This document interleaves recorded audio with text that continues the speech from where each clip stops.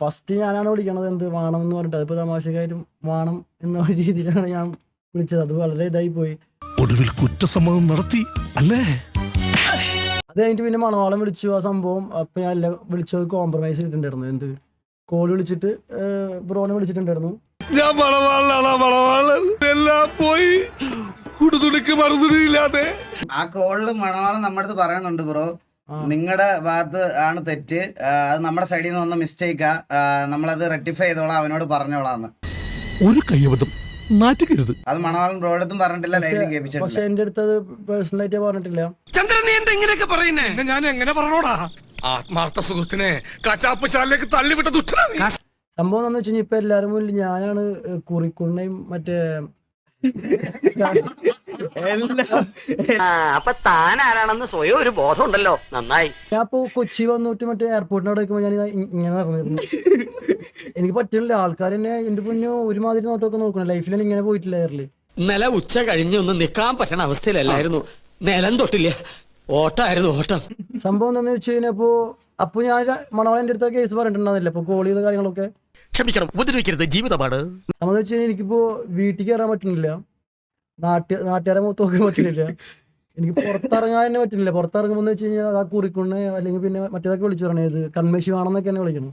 നീ ഇത് അനുഭവിക്കണോടാ, ആയുഷ്കാലം മുഴുവനും നീ ഇത് അനുഭവിക്കണം. മതിയോ ശവത്തി കുത്തിയത്? കുത്തും, ഈ ശവത്തി ഞാൻ ഇനിയും കുത്തും. ഇപ്പൊ ഞാൻ ഇവിടെ വരുന്നത് മറ്റേ മായാവില് തോർത്തൊക്കെ ഇട്ടിട്ട് ഞാൻ ഇതുവരെ വന്നത്. സത്യമായി എനിക്ക് കാർ എടുക്കാനും കാർ ഓടിച്ചിട്ട് എനിക്കൊന്നും ഇന്ത്യയിൽ കാശില്ല. 5 പൈസ എന്റെ കയ്യിലില്ല. അതൊന്നും ഇല്ലെങ്കിലും ദാരിദ്ര്യത്തിന് കുറവൊന്നുമില്ലല്ലോ. വളരെ എന്താ പറയാ, നല്ല നന്നായി എന്താ പറയാ അത് സംഭവം. നന്ദിയുണ്ട് എന്നെ എല്ലാം ഇതാക്കിയതിന്. കരയും ഞാൻ. കരയടാ, ഇനിയെങ്കിലും നിനക്കൊന്ന് കരഞ്ഞൂടെ? ഒരു തുള്ളി കണ്ണീരെങ്കിലും പുറത്തു വരട്ടെ. നീ ഉള്ളി പൊട്ടി കരയണം, ഞങ്ങൾക്ക് എല്ലാവർക്കും അറിയാം. ഇവിടെ എല്ലാവരും ഉണ്ട്. ഈഗിൾ ബോണ്ട് വീട്ടിൽ ഈഗിൾ ബോണ്ട് ഫാമിലീസും വൈഫും എല്ലാവരും ഉണ്ട്. അതിന്റെ ഇടയിൽ കൂടെ നമ്മളെ ഈ ഒരു സമയത്ത് ഇവിടെ വന്ന് ഇരുത്തണം. സത്യം പറഞ്ഞാൽ എന്നെ ചൂലെടുത്ത് പുറത്താക്കാണ് വേണ്ടത്. ഒരു കഴുതൊക്കെ കാര്യം മനസ്സിലായി.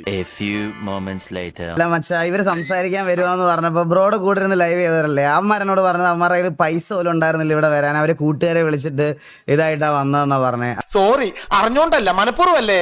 അപ്പൊ ബ്രോ അമ്മമാരുടെ ഫോണിൽ 30 വട്ടം വിളിച്ച കോളിൽ അവൻ എന്നെ കാണിച്ചായിരുന്നു. ബ്രോ പോണ്ട അല്ല, നീ കൂടുതൽ വിശദീകരിച്ച് നാറാൻ നിൽക്കണ്ട. എനിക്ക് ഇതിനകത്തിരുന്ന് നിങ്ങളുടെ ബോക്സിംഗ് യൂണിവേഴ്സിൽ ഇടപെടാൻ താല്പര്യമില്ല മച്ചാനെ. കിട്ടി, പലിശ സഹിതം കിട്ടി. നമ്മള് സ്ട്രീമറല്ല ഒന്നാമത്. അപ്പൊ പിന്നെ ബ്രോയുടെ പ്രാങ്ക് വീഡിയോയും സ്ട്രീം വീഡിയോയും തമ്മിൽ കമ്പയർ ചെയ്യേണ്ട ആവശ്യമുണ്ടോ? അങ്ങനെ പവനായി ശവമായി എന്തൊക്കെ ബഹളമായിരുന്നു. ബ്രോ ലൈവില് പറഞ്ഞത് ഞാൻ അവരെ കണ്ടന്റിന് വേണ്ടി യൂസ് ചെയ്തു എന്നാണ്. ഒബ്വിയസ്ലി, പിന്നെ അല്ലാതെ. വേണ്ട, താനൊന്നും പറയണ്ട. തന്റെ കൂടെ ഇനി പണിക്കൂല.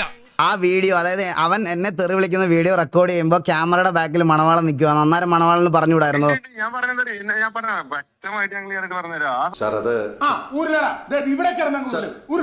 ബ്രോ അവരിപ്പോഴും പറയണത് നമ്മൾ സോൾവ് ആക്കിയ കാര്യം അവരോട് ബ്രോ പറഞ്ഞിട്ടില്ല. നീ എത്ര പുളു വേണമെങ്കിലും അടിച്ചോ, പക്ഷെ കേൾക്കുന്നവർ കൂടി ദഹിക്കണം. ബ്രോയുടെ കൂട്ടുകാരോട് അവരെന്നോട് പറഞ്ഞ കാര്യം ഞാൻ അതേപോലെ പറഞ്ഞു. മണവാള വിത്ത് റെസ്പെക്ട് ആണ് സംസാരിച്ചുകൊണ്ടിരിക്കുന്നത്. ലാസ്റ്റ് വട്ടം കോൾ വിളിച്ചപ്പോഴും മര്യാദക്കാണ് ഞാൻ സംസാരിച്ചത്. ഇതിന്റെ അപ്പുറത്തോട്ട് എനിക്ക് സംസാരിക്കാൻ താല്പര്യമില്ല. തളരരുത് രാമൻകുട്ടി, തളരരുത്. കലാകാരനല്ലാത്തവരെ സമൂഹം അംഗീകരിക്കില്ല. നീ സമാധാനിക്ക്. എന്നാ പിന്നെ വരാനുള്ളത് ഏതെങ്കിലും ഓട്ടോ പിടിച്ചു വരും മുമ്പ് ഞാൻ പോട്ടെ. ദൈവം കാക്കട്ടെ.